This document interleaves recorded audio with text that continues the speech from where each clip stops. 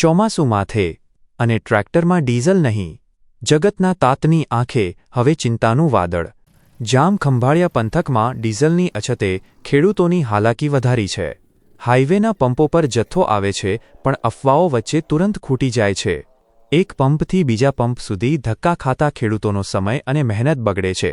ખેતીકામ અટકે છે.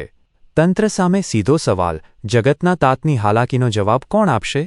દ્વારકા ટુડે સાથે જોડાયેલા મહેશ જોગર મારું નામ, કાનપર હેડી ગામ મારો. અટાણે ખેડૂતને છે ને ડીઝલની ખાસ જરૂર છે. અમારે ડીઝલ વિના કોઈ ખેડ થતી નથી, વાવેતર થતું નથી. ખાતર વાવવું હોય કે પાયાની જરૂરિયાત અમારે ડીઝલથી થાય. અત્યારે કોઈ આગળ બળદ કે છે નહીં કંઈ, ડીઝલ ટ્રેક્ટરથી જ બધું કરવામાં આવે. આજુબાજુમાં 15-20 પેટ્રોલ પંપ છે, અહીંયા ક્યાંય ડીઝલ મળતી નથી. મારી એક એવી માંગ છે કે ખેડૂત માટે ડીઝલની વ્યવસ્થા થાય ને તો બહુ વધારે સારું. નકર વરસાદની આમનામ સમય થવા આવ્યો છે, ડીઝલ નહીં મળે ને તો અમે ખેતી જ નહીં કરી શકીએ. ખેતી નહીં કરી શકીએ તો આમને વરસાદ થઈ જાય તો અમારે વાવવું કઈ રીતના, વાવેતર કઈ રીતના કરવું? હવે કોઈ આગળ બળદ ગાડા કઈ છે નહીં.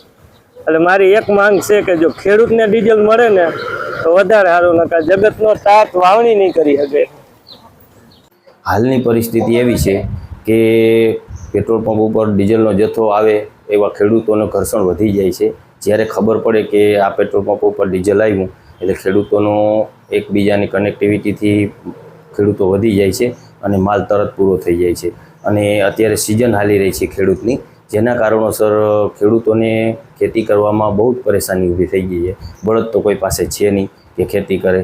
ટ્રેક્ટરો છે તો ટ્રેક્ટરોમાં રોજનું 10-15 લીટર ડીઝલ ખાઈ જાય તો ખેડૂતો કરે શું? એટલે માંગ વધારે થઈ ગઈ છે. થોડી ઘણી સરકારને અમારી નમ્ર વિનંતી છે કે અમને થોડો ઘણો પૂરતો પ્રમાણમાં આ સિઝન પૂરતો માલનો જથ્થો આપે એવી અમારી નમ્ર વિનંતી છે. પડતું નથી ડીઝલ તો આને સરકારને કંઈક નિર્ણય લેવો જોઈએ, કેમ કે તો ખેડૂત આ બધું કામ કરી શકે. અને અત્યારે કામ માટે અત્યારે ખેડૂત બધા ટ્રેક્ટરને અત્યારે હાથીને હાકે છે, તો હાકે કઈ રીતે? તો વાવવું તો વાવે કઈ રીતે? તો આમાં પછી આગળ જતા ખેડૂતને બધાને મુશ્કેલીઓમાં મુકાઈ જાય એમ. અને કહેવાનું કારણ કે ખેતી હોય છે તો જ બીજી હોય છે ને તો જ સરકાર આવશે, નકર સરકાર શું કરશે આમાં?